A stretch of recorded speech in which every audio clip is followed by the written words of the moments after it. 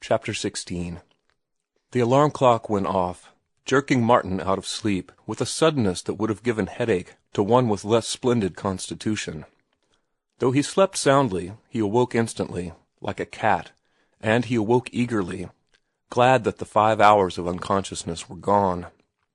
He hated the oblivion of sleep. There was too much to do, too much of life to live. He grudged every moment of life sleep robbed him of. And before the clock had ceased its clattering, he was head and ears in the wash-basin, and thrilling to the cold bite of the water. But he did not follow his regular program. There was no unfinished story waiting his hand, no new story demanding articulation. He had studied late, and it was nearly time for breakfast. He tried to read a chapter in Fisk, but his brain was restless, and he closed the book. Today witnessed the beginning of the new battle, wherein for some time there would be no writing. He was aware of a sadness akin to that with which one leaves home and family. He looked at the manuscripts in the corner. That was it. He was going away from them, his pitiful, dishonored children that were welcome nowhere. He went over and began to rummage among them, reading snatches here and there, his favorite portions. The Pot he honored with reading aloud, as he did Adventure. Joy, his latest born, completed the day before and tossed into the corner for lack of stamps, won his keenest approbation. "I can't understand," he murmured. "Or maybe it's the editors who can't understand. There's nothing wrong with that. They publish worse every month. Everything they publish is worse. Nearly everything, anyway." After breakfast, he put the typewriter in its case and carried it down into Oakland. "I owe a month on it," he told the clerk in the store. "But you tell the manager I'm going to work, and that I'll be in a month or so to straighten up."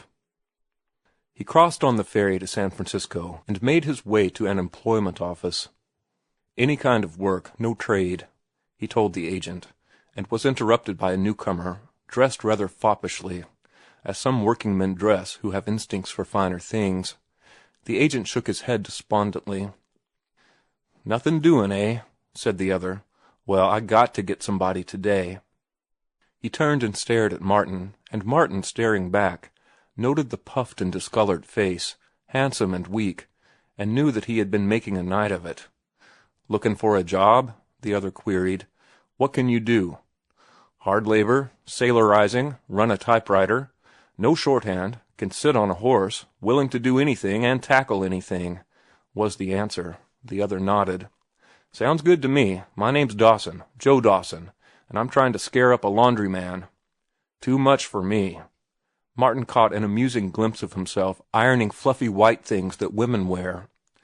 But he had taken a liking to the other, and he added, "I might do the plain washing. I learned that much at sea." Joe Dawson thought visibly for a moment. "Look here, let's get together and frame it up. Willin' to listen?" Martin nodded. "This is a small laundry up country. Belongs to Shelley Hot Springs. Hotel, you know. 2 men do the work, boss and assistant. I'm the boss. You don't work for me, but you work under me. Think you'd be willin' to learn?" Martin paused to think. The prospect was alluring. A few months of it, and he would have time to himself for study. He could work hard and study hard. "Good grub, and a room to yourself," Joe said. That settled it.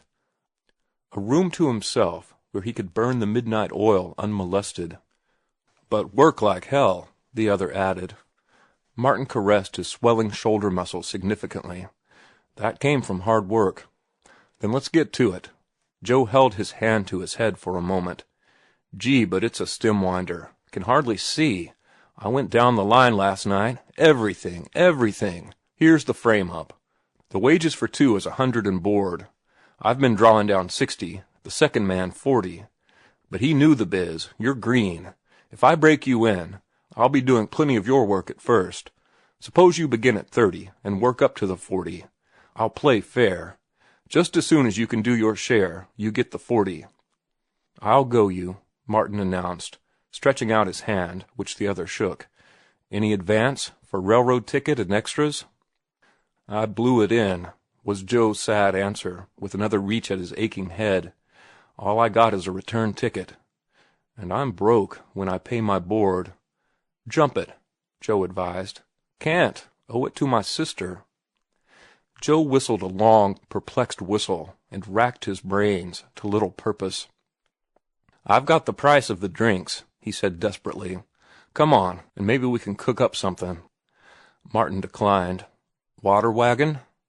This time Martin nodded, and Joe lamented. "Wish I was.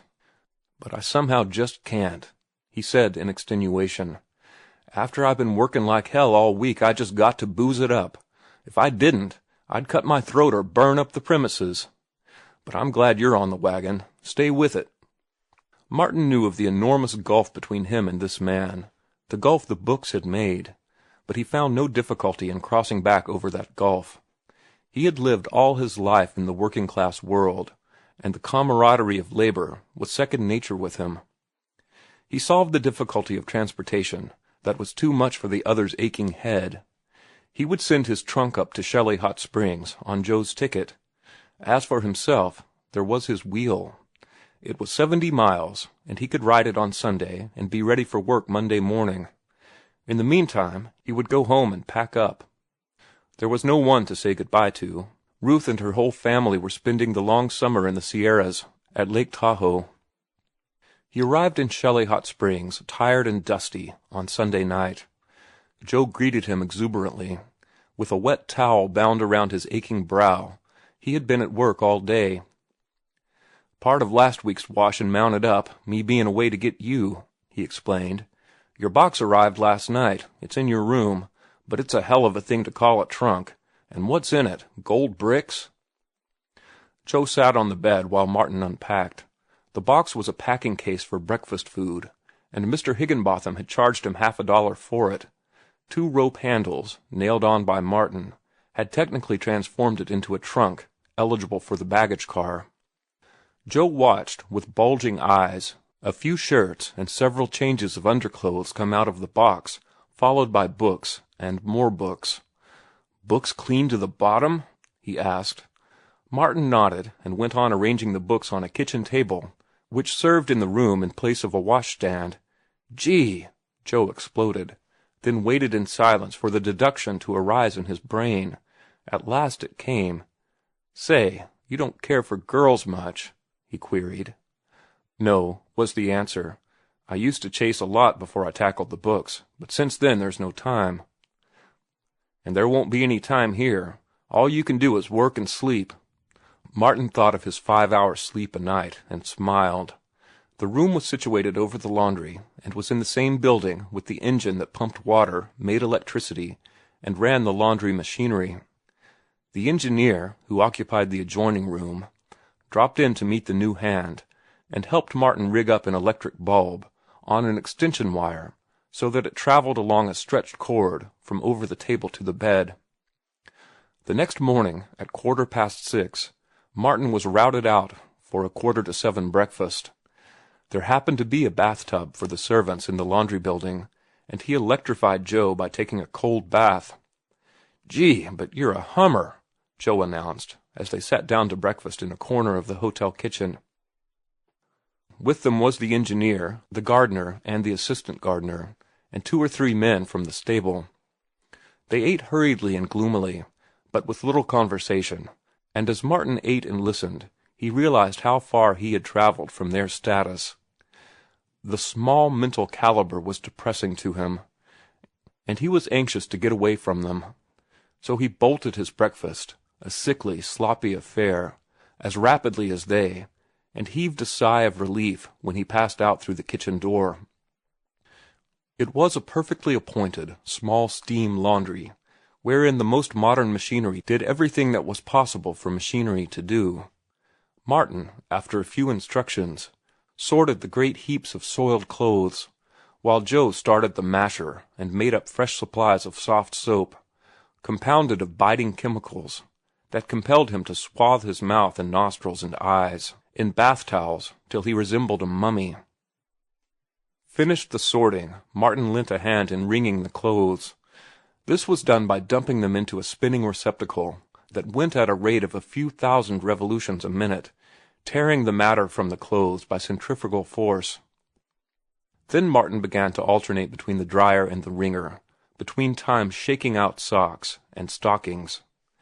By the afternoon, one feeding and one stacking up, they were running socks and stockings through the mangle, while the irons were heating. Then it was hot irons and underclothes till 6 o'clock, at which time Joe shook his head dubiously. "Way behind," he said. "Got to work after supper." And after supper they worked until 10 o'clock, under the blazing electric lights, until the last piece of underclothing was ironed and folded away in the distributing room. It was a hot California night, and though the windows were thrown wide, the room, with its red-hot ironing stove, was a furnace. Martin and Joe, down to undershirts, bare-armed, sweated and panted for air. "Like trimming cargo in the tropics," Martin said, when they went upstairs. "You'll do," Joe answered. "You'll take hold like a good fellow. If you keep up the pace, you'll be on $30 only 1 month. The second month you'll be getting your 40. But don't tell me you never ironed before. I know better." "Never ironed a rag in my life, honestly, until today," Martin protested. He was surprised at his weariness when he got into his room, forgetful of the fact that he had been up on his feet and working without let-up for 14 hours. He set the alarm clock at 6, and measured back 5 hours to 1 o'clock. He could read until then. Slipping off his shoes to ease his swollen feet, he sat down at the table with his books. He opened Fisk where he had left off to read, but he found trouble began to read it through a second time. Then he awoke, in pain from his stiffened muscles, and chilled by the mountain wind that had begun to blow in through the window. He looked at the clock. It marked 2. He had been asleep 4 hours. He pulled off his clothes and crawled into bed, where he was asleep the moment after his head touched the pillow. Tuesday was a day of similar unremitting toil. The speed with which Joe worked won Martin's admiration. Joe was a dozen of demons for work. He was keyed up to concert pitch, and there was never a moment in the long day when he was not fighting for moments.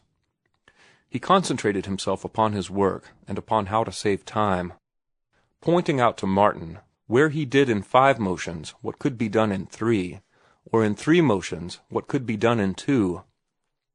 Elimination of waste motion, Martin phrased it as he watched and patterned after. He was a good workman himself, quick and deft, and it had always been a point of pride with him that no man should do any of his work for him or outwork him.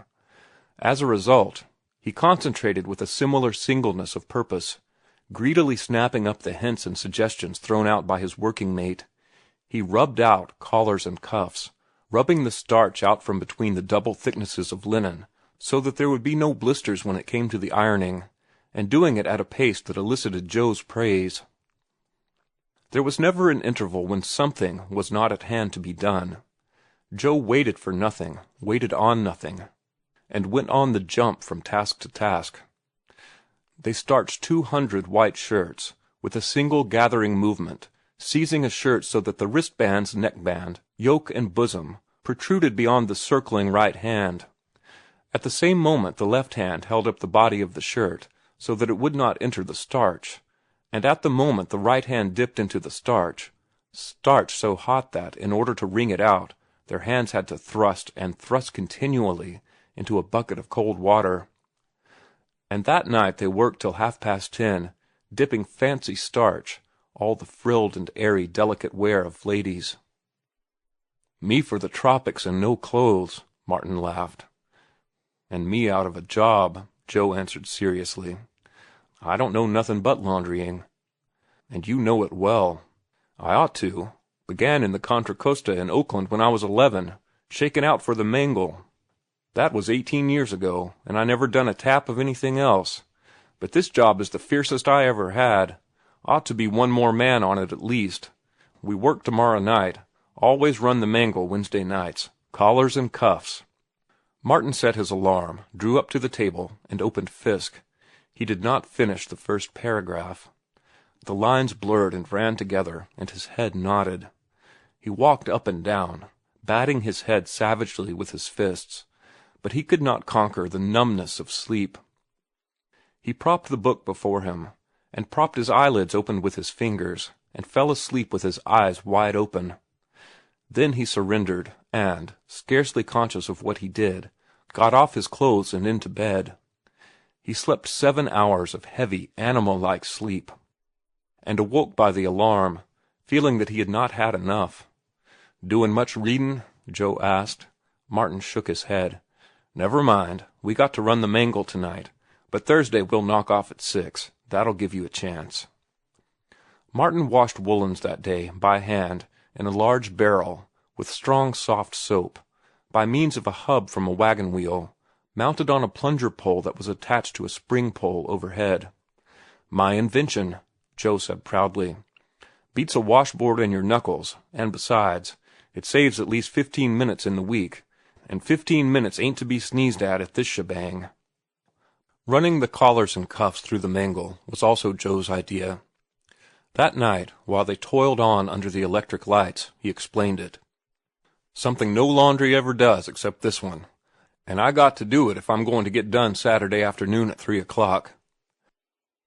But I know how, and there's the difference. Got to have the right heat, right pressure, and run 'em through 3 times. Look at that." He held a cuff aloft. "Couldn't do it better by hand or on a tiler." Thursday, Joe was in a rage. A bundle of extra fancy starch had come in. "I'm going to quit," he announced. "I won't stand for it. I'm going to quit it cold. What's the good of me working like a slave all week, a-savin' minutes, and then a-comin' and ringing in fancy starch extras on me? This is a free country, and I'm to tell that fat Dutchman what I think of him. And I won't tell him in French. Plain United States is good enough for me. Him a-ringing in fancy starch extras." "We got to work tonight," he said the next moment, reversing his judgment and surrendering to fate.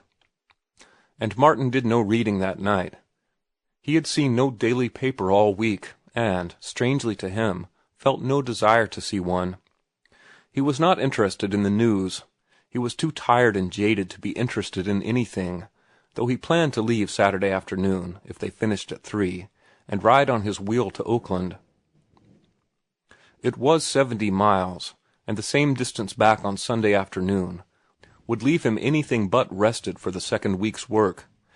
It would have been easier to go on the train, but the round trip was $2.50, and he was intent on saving money. End of chapter 16.